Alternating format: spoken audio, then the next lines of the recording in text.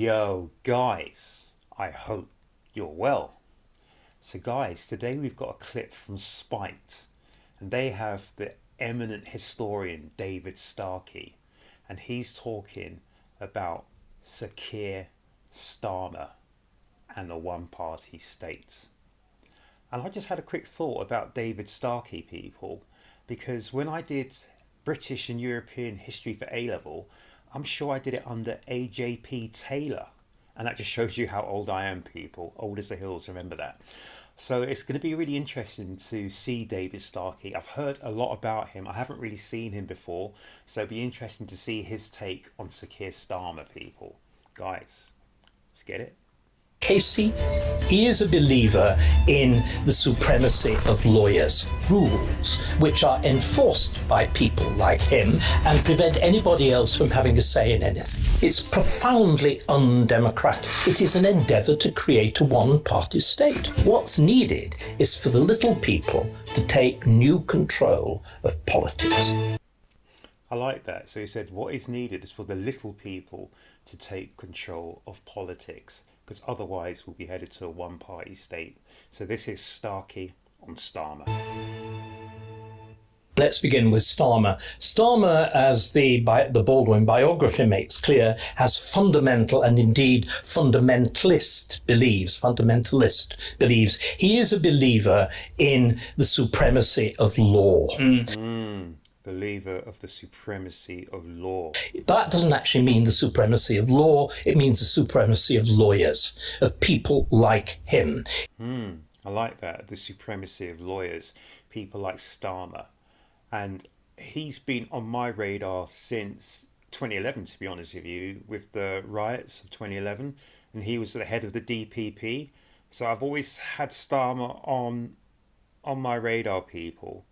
And being a lawyer and at the head of the DPP, from moving from being a lawyer to being a prime minister, that already set alarm bells off in my head. But let's hear what Starkey has got to say. He believes that basically human society should be constructed according to rules made by people like him, which are enforced by people like him, and prevent anybody else who is not like him from having a say in anything. That's where we are. And it's through the device of this strange thing called human rights law. Now, when Labour sort of pinned its colours to the mast, we are, unlike the wicked Conservatives who were thinking about repealing the European Convention, of the incorporation of the European Convention into English law, we are committed to it, just as Churchill was. The important thing to remember is, since Churchill, in European terms, and since Eleanor Roosevelt, in terms of the Universal Declaration, did their work, human rights have been stood on their head. I love that.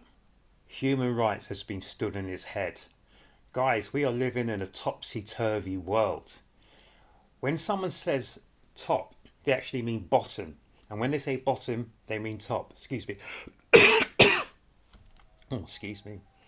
So, I've said this before on a few occasions, people. Language is so important. It's really important to understand the language of words and the meaning of words. Words have so much power and importance and potence. And it's those who control the power and the importance and the potence of words who become the victorious people, and those who don't, who become the vanquished. This is the key to understanding what's gone wrong. Originally, human rights were to protect the rights of you and me against the state. I like that. So human rights were to protect the rights of people like us in general against the state. Were there to make sure there wasn't another fascism, there wasn't another Nazism, and if possible, there wasn't another communism. That's what they were there for. Subsequently, they've been perverted. There's been an Orwellian inversion, So human rights have been perverted, and there's been an Orwellian inversion.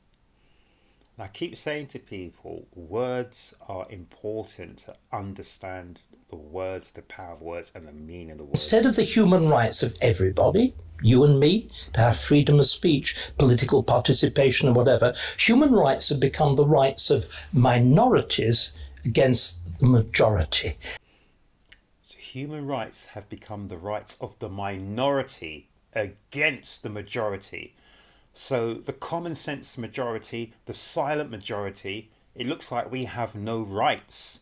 So if literally one person pipes up against the common sense majority, we have absolutely zero chance. And what the only person, the only thing, the only, as it were, personal entity, in the sense of a corporate person that can enforce the rights of minorities against the majority is the state. Yeah. So human rights have absolutely stood on their head. So they have become deliberately anti-populist. They become anti-democratic. And Starmer, can we give him his proper title? Sir Keir Starmer, KCMG, with a pension so gigantic that it requires a separate act of parliament to protect it. Oh, let me rewind that, people. KCMG. Can we give him his proper title? Sir Keir Starmer, KCMG, with a pension so gigantic that it requires a separate act of parliament to protect it, represents this. And everything that Labour does, everything he does, everything that it will do, embodies a particular view of society, and the view that this... Have you noticed the language? Language. I keep telling people, be very, very, very focused on language, words, semantics, meaning, the philology of the words. Very, very focused, people. Public service. Yeah. This mysterious thing, what it really... So you're saying public service. It means it's a bit like human rights or the rule of law. It means the rule of public servants like him, except they're not servants. They're masters. I've always thought that, and remember I said, it's topsy-turvy turned on its head. I've always said that the government is meant to serve us, the people, but no, for some reason, there's been some kind of twilight zone. The people are here to serve the government. Really? They've turned and twisted everything onto its head. So these are meant to be public servants. The government, the police force, all systems are meant to serve the people, but not anymore. It's the people, we're here in drudgery to serve them. They're a new ruling class. The Labour Party has stood on its head. It's no longer the party, dear me, the working class, these awful people, in the north of England who are a bit patriotic, occasionally wave the Union Jack, and still worse, they sometimes, I can't really mention it politely, they wave St George's Cross, The Labour Party abominates these people. Yeah. What it actually represents is the public sector, the public white-collar sector, the public sector trade unions, and the whole of the new academic quangocracy.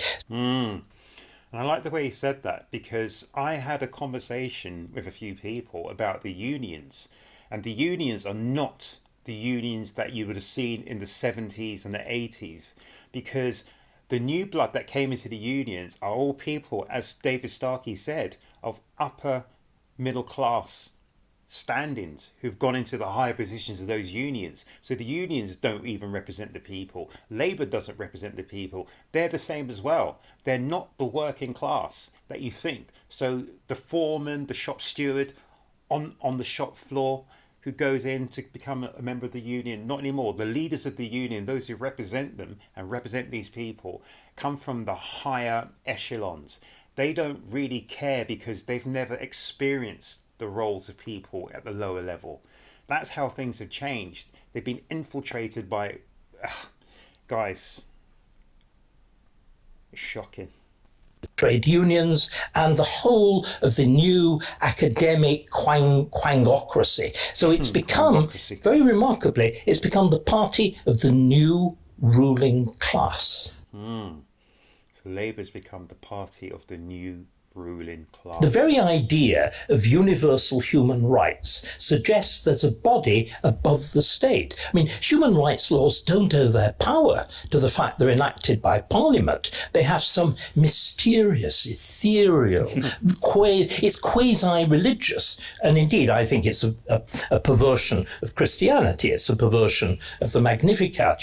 He shall pull down the mighty from their seats and exalt them of low degree. Literally, that's what it is. And then finally, again, this strange inversion of language. So natural rights become the rights only of minorities against the majority. Natural rights become only the rights of minorities against the majority. Really? But again, the final thing was the Equality Act. It sounds wonderful, cuddly, but it's the Inequality Act. It's the new Apartheid Act because it privileges a whole series of minorities against the majority. Hence the fact that diversity, equality and inclusion, equity and inclusion actually becomes an exercise of eliminating as many white men as possible. And that's going to be... Whoa. Let me just rewind that, people. Against the majority. Hence the fact that diversity, equality and inclusion, equity and inclusion actually becomes an exercise of eliminating as many white men as possible. And that's going to be accelerated in Labour's Race Equality Act. Everything. And in terms of some of this agenda, I suppose the effect is to embed the Labour Party's view of the world into the law, to make it practically unchangeable for, say, another government, whether it's Conservatives or a populist. I think that is the general intention, and that is undoubted what KEIR Starmer's basic ambition is, to so change the law that the social changes, the changes of intellectual and legal atmosphere of the 1990s and the early 2000s are irreversible. That is, it's profoundly undemocratic. It is, in fact, let's use proper words. It is an endeavour to create a one-party state. Whoa. So guys, what we are seeing is a hostile takeover by KEIR Starmer, and he's used his background in law to circumvent our British Constitution, to enshrine his ideologies in laws that cannot be reversed by any future parliament. He is as cunning as a fox, and he knows that the ball he has set rolling cannot be returned back to its box. His stint at the DPP, or his stint as DPP, whichever way you want to look at it, has shown him all the flaws and loopholes that can be and will be exploited in our constitution, and he will drag us down to hell in a handcart with his foot wedged firmly onto that accelerator. So guys, in a generation or less, it won't matter which political party or persuasion you profess, because the damage will already have been done in this inexorable march towards oblivion. So guys, this whole guff about arresting Elon Musk is Starmer and his bully boys just trying to flex their muscles and to tell the world that international borders will soon be a thing of the past. Their long, slimy tentacles will be able to reach anywhere in our world to arrest anyone who dares to question their shenanigans. The common sense majority will be crushed underfoot and made to grovel at the feet of Starmer and his cronies, because he knows law and how to use the law against us.